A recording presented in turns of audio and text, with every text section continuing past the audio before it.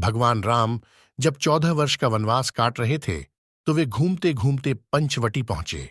ये जगह उन्हें बहुत सुंदर लगी। उन्होंने वनवास के आखिरी समय में वहीं रहने का फैसला किया।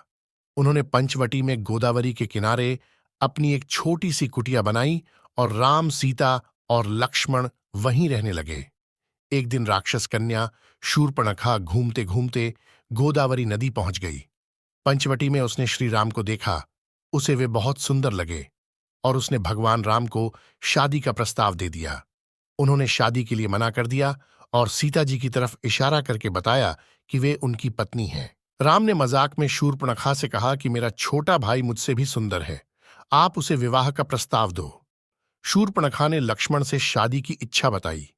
लक्ष्मण ने उसे चिढ़ाते हुए कहा कि मैं तो भगवान राम और सीता जी का दास हूं, मुझसे विवाह करके तुम भी दासी बन जाओगी। शूर्पणखा ने इतना सुनते ही सीता जी पर हमला बोल दिया और लक्ष्मण ने उसकी नाक काट दी। शूर्पणखा अपने अपमान का बदला लेने के लिए अपने बड़े भाई लंकापति रावण के पास पहुंची और रावण को युद्ध के लिए उकसाया। रावण से सीता की सुंदरता का बखान किया।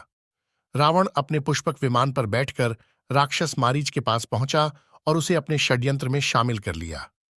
मारीच इस बुरे काम को करना नहीं चाहता था, लेकिन मृत्यु के डर से उसने रावण की बात मान ली।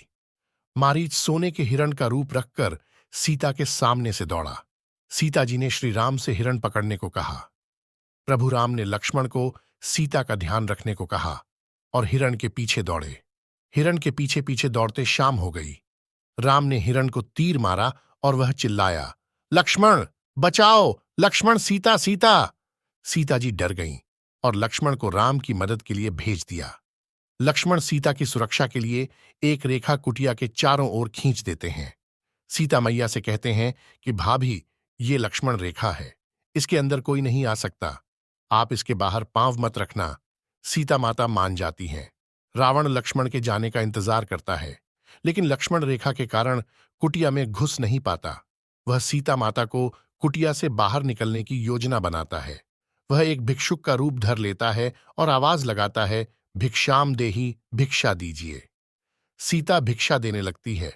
कपटी रावण गुस्सा दिखाता है कि मैं बंधन में बंधी भिक्षा नहीं लूंगा, आप बाहर आकर मुझे भिक्षा दो। देवी सीता ने जैसे ही लक्ष्मण रेखा के बाहर पांव रखा, रावण अपने असली रूप में आ गया और सीता को जबरदस्ती उठाकर अपने पुष्पक विमान में बैठा लिया और लंका ले गया। इस तरह सीता माता